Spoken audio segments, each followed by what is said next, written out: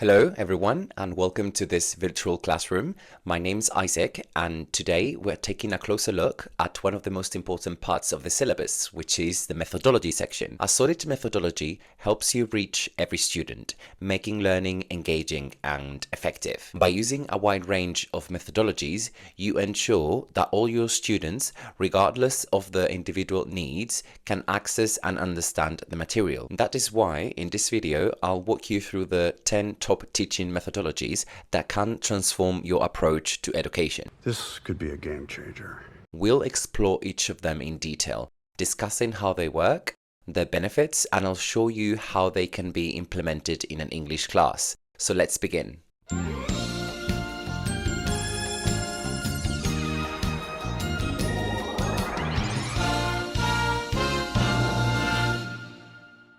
The first methodology I'll talk about is called visual thinking. Visual thinking is a powerful technique that uses imagery to enhance students' comprehension of concepts. This approach involves incorporating visual tools such as diagrams, charts, mind maps, and illustrations into the learning process. By presenting information visually, we can make abstract ideas more tangible and easier to grasp. This is especially useful for visual learners who process information best through seeing, since this approach can significantly enhance their engagement and comprehension. For example, you could use mind maps when teaching the structure of an essay. Instead of just explaining the introduction, body, conclusion, structure, have students create visual maps connecting ideas, statements, and supporting arguments. Another idea is to create storyboards when working on creative writing. Students can sketch the sequence of events, helping them plan the stories visually before writing them out. Fun, right? Yeah, it sounds fun. The second methodology is the famous flipped classroom. In a traditional classroom, students typically receive new content during class time and then complete homework or practice exercises on their own at home. However, in a flipped classroom, the approach is flipped or changed. Students first engage with the material, often through instructional videos, readings, or online resources at home, and then come to class prepared for collaborative activities and hands-on application of what they've learned. This methodology empowers students to take charge of their learning, while also providing teachers with more opportunities to support and challenge their students in class. For instance, you as a teacher can assign students a YouTube video on grammar rules to watch at home. And then in class, instead of just lecturing, you use the time for practical exercises and debates to cement their understanding. Another example would be having students read an article or short story for homework, and then in class engage in discussions, role plays, or even group presentations about the text. This methodology keeps the classroom interactive and fun. My students love it.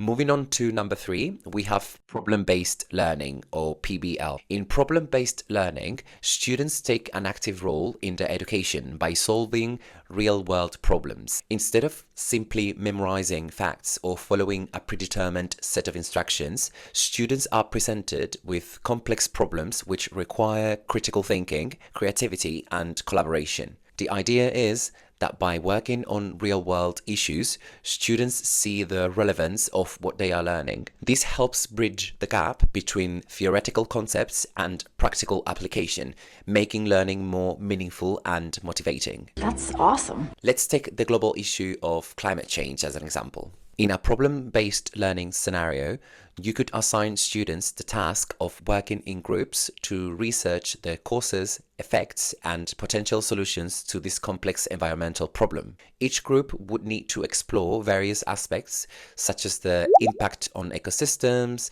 human health, economic consequences, and political challenges. Based on their research, students would brainstorm potential solutions to address climate change. For example, one group might focus on renewable energy solutions, another on sustainable agriculture practices, and a third on government policies to limit carbon emissions. Once their solutions are developed, students would create presentations to share their findings with the class. This approach ensures that learning is not only focused on language, but also on developing essential life skills like research, teamwork, global awareness, and all of it while engaging with real-world content that actually matters. That sounds interesting. Next up, we have project-based learning. Project-based learning is a methodology where students actively engage in learning by working on a project over an extended period of time. Unlike problem-based learning, which revolves around solving a specific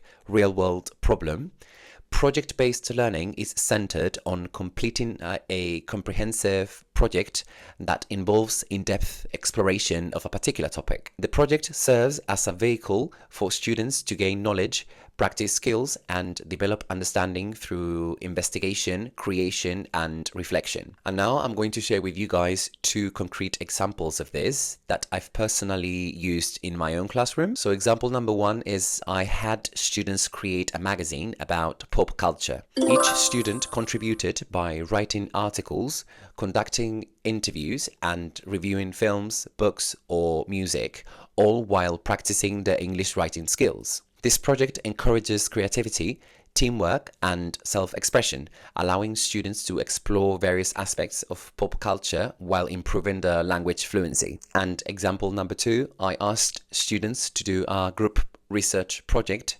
focused on exploring cultural differences between English-speaking countries. Students investigated customs, traditions, and societal norms, comparing how they vary between countries like the UK and the US or Canada or Australia. Then they have to present their findings through a group presentation, reinforcing the critical thinking and communication skills in English. Coming up next is gamification, because who doesn't love games, right?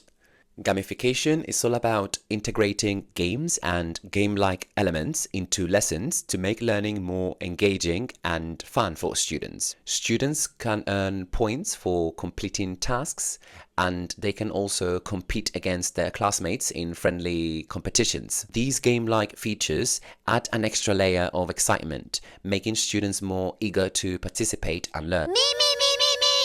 Also, this approach taps into the natural desire for competition, making learning feel more like a game and less like a chore. Great idea, great idea! A clear illustration of gamification could be, for instance, turning vocabulary revision into a competitive game by using online platforms like Kahoot or quizzes. Students can team up, answer questions in real time, and compete for the top spot on the leaderboard. This interactive approach makes vocabulary review lively, fostering both excitement and better retention of key terms. Another game-like element which I always include in my classroom is the use of positive points. Basically, for every single thing that my students do, I give them a positive point. Oh, you want to read that paragraph? I give you a positive point. You just answered a question correctly? I give you another positive point. That girl at the back completed an entire exercise. I give her another positive point. And guys, you have no idea how competitive the students get. It's insanely competitive. It's insane. You definitely want to try this in your own classroom. The next concept that we'll cover is known as portfolio. Portfolios are collections of a student's work over time, providing a comprehensive view of their learning journey and progress. These collections can include everything from essays and projects to artwork, research, and reflections. Instead of relying solely on tests or quizzes, portfolios offer a broader picture of a student's skills, creativity, and growth. They allow teachers, students, and even parents to see how a student's skills have developed throughout the course. They showcase not just the final outcomes, but the learning process itself, offering insight into areas of improvement and mastery. Potentially very useful. For example, you can have students create a writing portfolio where they keep all their essays and short stories so that they can see how their writing improves over time. Or you could also have students build a digital portfolio of their English work, including videos of oral presentations, blog posts, and class projects. It's actually a great way to showcase their achievements. I find it very rewarding. Our next focus is on collaborative learning. I'm sure you guys have heard of this methodology before. In fact, it was all the rage a while ago. Collaborative learning involves students working together to achieve a common goal, which enhances not only their English level, but also other skills like teamwork or communication and problem solving. In a collaborative setting, students share ideas, divide tasks, and offer feedback to one another. The teacher acts as a facilitator, guiding the process rather than directly instructing, allowing students to take ownership of their learning. You know what I mean? To put this into perspective, you could have students write a story collaboratively where each person contributes a different part. This activity encourages them to negotiate plot points, character development, and language use as a team. As they take turns adding to the narrative, they must work together to ensure the story flows smoothly and remains cohesive. In the end, students will not only have practiced their writing skills, but they will also have gained valuable experience in collaboration and problem solving. And that is the basis of collaborative learning. Following that, we'll explore another closely related methodology known as cooperative learning. This approach also emphasizes group work, but it focuses on how students can collaborate in a structured way to achieve objectives together. In cooperative learning, students are assigned specific roles and responsibilities within a group to complete a task or a project. The emphasis is on each member contributing to the completion of the task, often with a focus on individual responsibility and achieving set objectives. Collaborative learning, on the other hand, is more flexible and student-driven, where learners work together to explore a topic, solve a problem, or create something new. While both methods aim to enhance learning through group interaction, cooperative learning is more structured and goal-oriented, whereas collaborative learning is more fluid and focused on the process of mutual exploration and discovery. Let me give you an example. In a debate, you as a teacher assign students specific roles such as the lead speaker, the researcher, and the fact checker to ensure that every student has a defined responsibility in constructing the team's argument.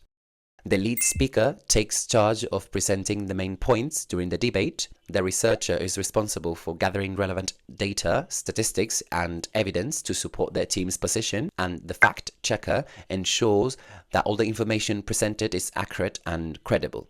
This structured approach not only enhances their debate skills, but also fosters teamwork and ensures that every student plays an active part in the process. Just like in college, everyone here has their role. Moving on to the next one, the 9th methodology on the list is Universal Design for Learning, UDL or DUA in Spanish. This methodology has become popular a few years ago and has gained widespread recognition for its ability to make learning accessible for everyone, regardless of their abilities or learning styles. It is based on 3 key principles. Number 1, information has to be provided in a variety of ways, such as through text, visuals, audios, and activities. This helps accommodate students with diverse learning needs. 2, students have to be offered different ways to engage with the material. They have to find the method that motivates them the most, helping them to maintain interest and enthusiasm. And number 3, students must be allowed to demonstrate what they've learned in various ways. Instead of relying solely on traditional tests, students could present their understanding through essays, presentations, artistic projects, or multimedia formats based on their preferences. This approach promotes equity and helps create a classroom where everyone has an opportunity to thrive, because we all thrive in different ways. I actually used this methodology not long ago when I offered to my students the possibility of evaluating a book that we read in different ways, and this is what we did. We read the book for a few months, and when we finished, I let them choose the evaluation method that they felt most comfortable with. Some of them chose to do an audio-visual project. Others preferred to write an essay. Some others chose to make a poster with a summary, and a handful of them, to my surprise, preferred to do a short test. This experience showed me firsthand how universal design for learning encourages students to use their strengths, making the learning process more inclusive, personalized, and ultimately more successful for everyone. And last but not least, let me introduce you to our last methodology, which is scaffolding. By the way, in case you didn't know, a scaffold is one of those temporary structures used to support workers and materials during construction, repairs, or maintenance of buildings.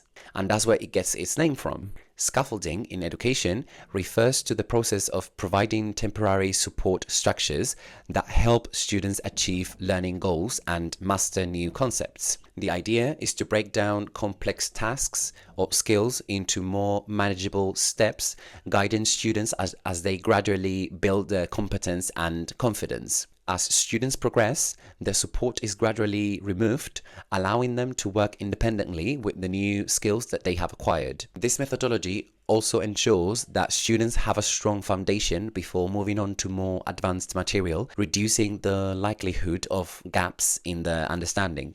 So how does scaffolding work in the English classroom, you might be wondering? Well, a teacher might begin by introducing basic vocabulary and providing visual aids or sentence starters to help students form simple sentences. As students become more comfortable, the teacher slowly increases the difficulty by incorporating more complex vocabulary, grammar structures, and idiomatic expressions. Over time, students move from heavily supported tasks like fill-in-the-blank exercises to more independent work, such as writing short essays or engaging in conversations. In essence, scaffolding is about meeting students where they are and helping them reach new levels of learning through structured support that adapts to their growing abilities. It's a powerful tool for guiding students from basic understanding to mastery in a gradual, supporting way. All right, and that is it for today. And that, my friends, wraps up our deep dive into the 10 top teaching methodologies for your syllabus. I hope you found these strategies useful and feel inspired to try them out in your own classroom.